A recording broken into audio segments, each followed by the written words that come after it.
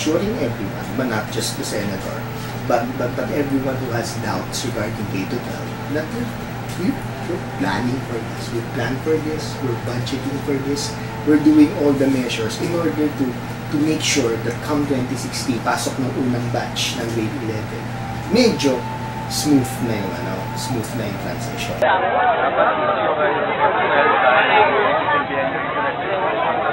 Siguro dapat matuwa na rin ang Pilipinas because nagkaroon ng katugunan dito sa K-12. Hindi matagal ng problema ng Pilipinas. Dahil parang dalawa na lang sa buong mundo yung laging behind yung in terms of education. Sa humigit kumulang 196 na bansa sa mundo ang hindi pa nagpapatupad ng K-12. Kabilang dito ang Pilipinas. Tanging ang kasalukuyang administrasyon lamang ang nagtagumpay na maipatupad ito. Ngunit ang isip-isipan ng marami ay kung talaga bang kailangan ng reforma sa edukasyon o ito'y makadadagdag lamang sa maraming problemang kinakaharap ng ating bansa ngayon. Ang K-12 Law o Batas Republika bilang 10533 ay isang programa upang makadagdag sa pagpapaganda ng pangunahing sistema ng ating edukasyon. Nakasaad dito na magkakaroon ng 1 taon sa kindergarten, 6 na taon sa elementarya, 4 na taon sa junior high school at 2 taon sa senior high school. Ayon sa Kagawaran ng Edukasyon, ang naturang programa ay makatutulong upang ihanda ang mga estudyante para makipagsabayan sa mga estudyanteng nakapagtapos sa ibang bansa. Ito ang pinakamalaking reforma na ginawa ng naturang kagawaran magmula pa noong 1928. Ang 12 taong programa ay sinasabing sapat na oras upang igugol sa pangunahing edukasyon. Bukod pa dito, ito ay karaniwang batayan sa pagkilala sa mga estudyante at mga nagtatrabaho sa ibang bansa. Ngunit ang K-12 nga ba ang solusyon sa ating problema sa edukasyon? Ang kagawaran ng pagbabudget at pamamahala ay naglaan ng 52 bilyon at 900 milyon para sa pasilidad ng pangunahing edukasyon. Mula sa budget na ito, 46 at 2 bilyon ang gagamitin para sa pagpapatayo ng 31,728 na silid-aralan, 13,586 na tubig at pangkalinisang pasilidad, 455 na laboratoryong pangteknikal at bokasyonal, 9,500 na silid-aralan ang aayusin, at paggawa ng 1,300,000 upuan. Taliwas sa mga positibong bagay na sinabi ng DepEd, buo pa rin ang loob ni Senador Trillanes laban sa implementasyon ng K-12. The DepEd should first retain the present system until we are actually prepared for this K-12 program. What we're looking at is the lack of classrooms that led to a high student-teacher ratio. Also, the lack of teachers, the lack of materials, the lack of training for our teachers, and this low salary of teachers. Sa aming panayam kay Director Patrick Salamat, sinabi niya na dahil malaking organisasyon ng DepEd, hindi maiiwasan na mabagal ang proseso ng pagbibigay ng pondo. Dahil dito, nagkakaroon ng kakulangan sa mga libro at pasilidad. Gayunpaman, sinabi niya na ang mga kakulangan na ito ay may nakalaan ng pera mula sa kabuuang budget ng DepEd at hindi ito magiging hadlang sa pagpapatupad ng K-12. Sinabi din niya na natural lamang na magkaroon ng problema habang ipinapatupad ang programa. Ngunit hindi ito dahilan upang ipagpaliban ang pagsasakatuparan nito. Naniniwala ang DepEd na pinaghandaan nila mabuti ang mga pagbabagong mangyayari hatid ng K-12. Bukod pa dito, tiyak di umano na magkakaroon ng madaming oportunidad sa pagtatrabaho ang mga nagtapos sa ilalim ng K-12. Sa pakikipagtulungan sa mga lokal at pandayuhang kapulungan ng industriya at komersyo, ang mga nakapagtapos sa ilalim ng K-12 ay maaaring piliin upang makapagtrabaho sa mga kumpanyang ito. Ang iba naman ay maaaring subukan ng ibang oportunidad tulad ng pagnenegosyo. Kapag napatupad ba ang K-12 ay matutugunan na ang mga kakulangan sa tao at pasilidad? Nakasisiguro ba tayo na ang lahat ng makakapagtapos sa ilalim ng K-12 ay magkakatrabaho agad? Bago pa man dumating ang K-12, marami ng problema ang ating edukasyon. Idagdag pa ngayon ang issue ng maaaring pagkawala ng trabaho ng mga profesor sa 2016. Si Ginoong John Iremil Teodoro ng Miriam College ay naniniwala na ang negatibong epekto sa mga kolehiyo at universidad ay hindi inasahan noong pinlano ang K-12. Ngunit sumasang-ayon siya na kailangan ng bansa natin maipatupad ang K-12.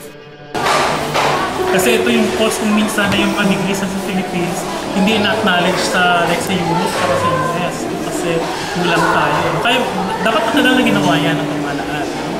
Ang problema lang kasi, hindi napakandaan at naisip yung maging epekto sa higher education. Policy makers, people in government, those people in church, those people in debt, those people in debt, are not really very much aware or even of our concerns. And that's why it said that we have to have a clue that we really inform our policy makers as to the effect of K-12 to our work or to our job. Namas kami anguish. Kasi yung June was the beginning, mga 2 weeks before the opening of classes. Imagine. Tapos kapatapos ng mga workshop namin, teachers na nagtatrabaho na. And then mga 2 weeks later, they made an announcement that they are applying to all G faculty the early separation program. Parang effective 2015. Next year na yun. Sipin mo, hindi lang ang trabaho ng teacher. Sobra silang parang sabi nga na, parang bangungot na hindi mo akalain mangyayari, pero nangyayari. Kahit na mas mataas ang separation package na inalok ng Miriam College kumpara sa itinakda ng DOLE, nakakalungkot pa ring isipin na dahil sa K-12, ang kasiguruhan ng kanilang panunungkulan ay nanganib. Yes, work is a right. Security of tenure is a right. And teachers have worked their asses off to gain security of tenure, no? So these teachers, I think, deserve a better treatment, not only from the schools, but also from government. Tama bang mawalan ang mga propesor ng kanilang pangkabuhayan kapalit ng hangarin ng ating gobyerno na mapantayan ng ibang bansa at makapagbigay ng maraming oportunidad na makapagtrabaho para sa mga graduate sa hinaharap? Hindi man pare-pareho ang sitwasyon o problemang kinakaharap ng mga propesor, iisa lang ang kanilang nais, ang masuspinde ang K-12. Kahit pa may minumungkahing solusyon ng gobyerno, iba pa rin ang may pagpatuloy mo ang pinaghirapan mong ilang taon na trabaho. My position is based on the belief on the objective of the K-12. So hindi ko tinitingnan yan dahil may madi-displace. Hindi ko rin tinitingnan yan dahil 2 taong gasto din yan sa parents. On the perspective of employment, namin tinitingnan yan, especially in the Department of Labor and Employment, because we understand that the K-12 program has the object of making our student at par with the other student, not only in the region, but the rest of the world. Ayon kay Congressman Roman Romulo, may 2 posibleng solusyon upang matulungan ang mga propesor na mawawalan ng trabaho. Una, aalokin sila na magturo sa senior high school at magkakaroon sila ng parehong benepisyo sa kanilang trabaho. Para naman sa hindi magtuturo sa high school, bibigyan sila ng pampinansyal na tulong sa loob ng 2 taon na nakabase sa kanilang kasalukuyang sweldo. Makasisiguro ba ang gobyerno na kung sakaling may pondo para sa mga mawawalan ng trabaho ay maibibigay kagad ito? Sapat ba ang 2 taon na tulong pinansyal upang makabangon ang mga propesor sakaling mawalan sila ng trabaho? Wala na ba ang ibang solusyon upang maresolba ang problema ng mga propesor? Para kay Ginoong Jonathan Sale, imbis na dagdagan ng 2 taon sa mataas na paaralan, bakit hindi na lamang ito gawin sa kolehiyo? Sa ganitong paraan, ang mga propesor na posibleng mawala ng trabaho sa 2016 ay masisiguro ang kanilang panunungkulan. I'm not quite sure whether on or around 2016 ay kaya nang ipatupad ng buong buo with the complete infrastructure and facilities itong K-12 program. Sa kabila ng mga pahayag ng DOLE at DepEd ukol sa pagtulad ng ating pamantayan sa ibang bansa, bakit kaya ang 5 pangunahing kailangan sa edukasyon ay hindi nare-resolba? Paano tayo nakasisiguro na makatutulong ito sa mga magtatapos sa ilalim ng K-12? Paano natin maaasahan na maresolba ang pangangailangan ng karagdagang mga tao at pasilidad upang mapatupad ang K-12? Handa ba tayong ilagay sa kapahamakan ang mga trabaho ng ilang propesor upang mapatupad ang K-12? Nabulag na ba tayo dahil sa kagustuhan nating makipagkumpetensya sa mga nakapagtapos sa ibang bansa? Hindi ba mas makaiigi na itigil muna ang pagpapatupad ng K-12 at umisip muna ng mas magandang paraan upang maisakatuparan ito? Maaaring maganda ang K-12 dahil magiging kapantay na natin ang graduates ng ibang bansa. Ngunit ang kapalit naman nito ay ang pagkawala ng mga trabaho ng madaming propesor. Baka oras na para sa mga nagsagawa ng programang ito na isipin kung talaga bang dapat ipagpatuloy ang K-12. Libo-libong trabaho ang nanganganib na mawala at hindi makatarungan na ito ay bigla na lamang mawala kapalit ng tinatawag nating pagbabago. Bakit kailangan magkaroon ng displacement? Dapat hindi ko ng displacement.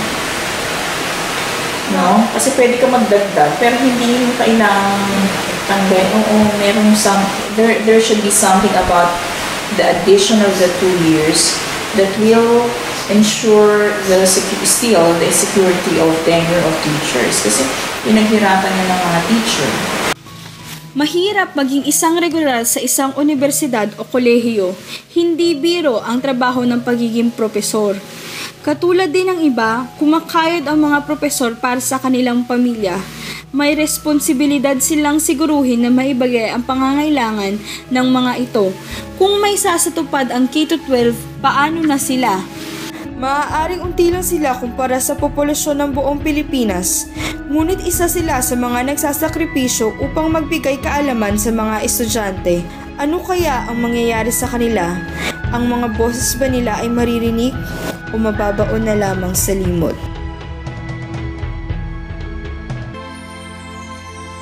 Alas 4 ng umaga ay gising ka na, habang ang mundo tulad ng iba ay tahimik pa. Alam mong sa puso mo'y maraming naghihintay, na pag sumikat na ang araw ay nariyan ka na, guro.